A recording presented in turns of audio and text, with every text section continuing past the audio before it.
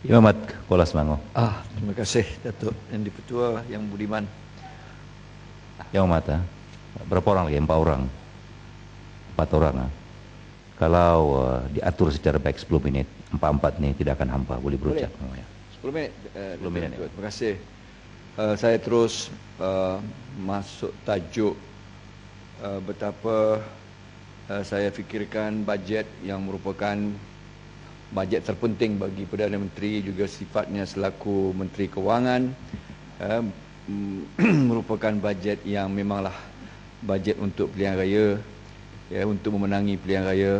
Itu bukan satu kesalahan, tetapi jelasnya beliau tentunya telah mengambil kira pelbagai faktor yang melatar belakangi perangkaan bajet ini, dan nyata bahawa apapun yang pernah disebut oleh Menteri Menteri Kewangan kedua, tidak silap saya, bahawa perangkaan bajet ini adalah atas dasar outcome based budgeting, bajet yang berteraskan natijah untuk dicapai, tetapi yang nyata bagi saya yang merupakan outcome yang dikejari ataupun yang mahu dipacu adalah memberikan menyuntik keyakinan kepada pengundi bahawa beliau layak diberikan sambungan perkhidmatannya sebagai Menteri Kewangan dan mungkin Perdana Menteri. Datuk Yang Dipertua, atas dasar itu juga saya menyebutkan bahawa bajet merupakan satu instrumen makroekonomik yang penting, yang perlu yang digunakan oleh mana-mana kerajaan pun, guna untuk menyusun atur perbelanjaan berdasarkan pendapatan, dan kalau diambil dalam bahasa mudahnya untuk mencapai 3 matlamat besar makroekonomi, yakni memacu pertumbuhan dengan penggunaan guna tenaga yang penuh, employability, ataupun menangani pengangguran, dan pada ketika yang sama juga menangani apa yang dikatakan sebagai tekanan inflasi. Dalam bajet ini, Datuk Yang Dipertua, saya bajet ini juga ataupun bajet perlu juga menangani perkara-perkara yang merupakan penyakit ekonomi dan kewangan negara. Dan antara penyakit ekonomi kewangan negara adalah kesenjangan ataupun jurang pendapatan dan juga jurang kekayaan, income and wealth disparity yang begitu melebar, dan negara kita ini champion dari sudut rankingnya, dari sudut jurang pendapatan dan income ini. Jadi oleh kerana itu, meskipun Menteri Kewangan mahu berbelanja besar, saya lihat jelas dalam apa pun yang diperuntukkan kepada semua segmen pengundi, semua segmen pengundi tidak dilepaskan daripada sifatnya yang begitu budiman dan pemurah pada kali ini. Tapi pada waktu yang sama juga awal-awal dulu telah saya katakan bahawa bajet ini pada akhirnya mesti fiscally prudent. Dan di sinilah saya nak masuk beberapa soalan besar ataupun beberapa perkara yang nak saya bangkitkan. Sebagai antara lainnya, bajet ini sementara ia mahu memberikan pelbagai imbuhan dan pemberian kepada segmen-segmen pengundi tadi, tetapi nyatanya saya kira bajet ini gagal untuk menangani permasalahan ekonomi dan kewangan negara. Tak masuklah bab sudah 15 tahun kita fiscal deficit kita itu hutang sebagainya. Tetapi paling penting bagi saya adalah untuk membuat komitmen kepada fiscal consolidation dan khususnya certain structural reform yang nyata adalah penting. Suntikan-suntikan pemberian-pemberian ini pada saya tidak akan dapat menangani permasalahan ekonomi dan kewangan rakyat. Suntikan ini hanyalah pada sifatnya macam, kalau boleh saya sifatkan bajet ini, bajet elastoplas. Bajet band-aid saja, tak tahu apa nak sebut dalam istilah Melayunya. Bajet plaster je untuk Jadi oleh kerana itu saya masuk kepada apa yang saya maksudkan secara lebih jelas. Pendekatan bajet pakatan adalah untuk mengangkat pendapatan boleh berbelanja dengan beberapa konkret langkah-langkah untuk akhirnya sampai ke situ. Tetapi nyata bahawa pemberian Menteri Kewangan ini adalah one off, ya.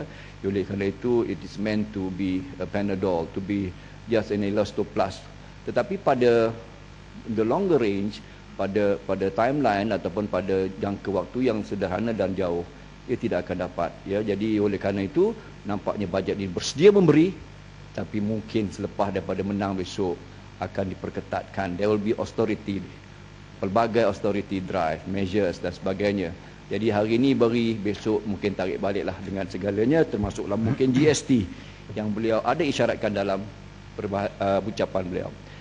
Dan tuan betul, saya hanya mau menyebutkan 3 perkara di sini yang sekaligus menyangkut tentang bagaimana negara ini yang terus-terusan, ya, dibelenggu, ya, efisiensi pasarannya kerana monopoli, oligopoli, ya, rentier system, kronisme dan sebagainya. Dan saya membangkitkan isu ini bersangkutan dengan apa yang saya ingin tanya kementerian supaya menjawab dengan lebih khusus, ya. Setelah penekanan diberikan mutakhir ini dengan melihat kepada marginal oil field ini, betul-betul saya ingin tahu beberapa perkara tentang marginal oil field ini dengan risk service contract RSC, ya, yang telah pun diberikan beberapa kontrak-kontrak risk service contract ini, RSC ini, dengan pertamanya menanyakan kepada kementerian, ya, apakah kriteria, ya, evaluation dan selection kriteria yang diberikan kepada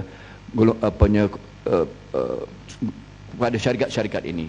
Yang jelasnya, ya, mutakhir ini kita dapat lihat, ya, Sapura Kencana, siapa pemiliknya kita tahu, ya, SCOMI kita tahu siapa pemiliknya, dan juga kumpulan yang lain, ya, yang juga ada hubung kaitnya, ya, dengan Petra, ya, kita tahu ada hubung kaitnya dengan adik-beradik Perdana Menteri. Jadi secara lebih jelas kita mahu tahu apakah selection kriterianya, apakah evaluationnya, ya, dalam memberikan kontrak-kontrak ini, kerana kita sebenarnya mahukan, ya, diwujudkan ataupun dibina keupayaan, ya, GLCs khususnya yang state link, ya, supaya ventures into marginal oil field ini dapat mengangkat keupayaan negeri-negeri seperti Kelantan, Terengganu, Sabah, Sarawak, ya, diberikan peluang untuk mereka participate dan terlibat, supaya paling tidaknya sebagai minority shareholders yang sekaligus akan membangunkan keupayaan mereka. Kedua adalah berapa bayaran, ya, kalau mereka ini yang diberikan bukan secara competitive bid, mereka semua negotiated, ya. Petronas, ya, yang telah memberikan contohnya Petrofac Sapura Kencana ini, saya ingin tahu berapakah, ya, pajakan daily lease rate, ya, pajakan, kadar pajakan seharian, ya, yang ketika mereka menggunakan platform Petronas itu on the FPSO, ya, floating, production, storage dan offloading itu, yang katanya daripada bunyi-bunyinya daripada pasaran, ya, daripada marketnya, mereka dikenakan lease rate sebanyak USD 300,000 sehari. Meskipun benchmark internationalnya, ya, adalah kurang lebih 180 hingga 200,000 sehari. Dengan kata lain, ya, apa yang menjadi mengapa saya bangkitkan perkara ini? Perkara ini saya bangkitkan kerana pada setiap sen yang dibayar konsortium kepada Petronas, mereka akan di-reimburse. Jadi lalu dengan itu, ya, bermakna Petronas dengan kata lain akan reimburse dan akhirnya yang membayar adalah rakyat. Kalau bayarannya adalah 100,000 sehari perbezaan, ini akan melibatkan USD 36.5 setahun ataupun 365 juta setahun USD, ataupun kalau 10 tahun konsesi mereka mendapat 1 bilion yang dibayar oleh Petronas sekaligus dibayar oleh rakyat. Kalau boleh saya sangkut sikit di situ, apakah plan vendor developmentnya? Itu vendor development plan atas perkara ini, ya. Banyak lagi tentang perkara, tapi bila nanti jawab nanti saya boleh celah perkara lain.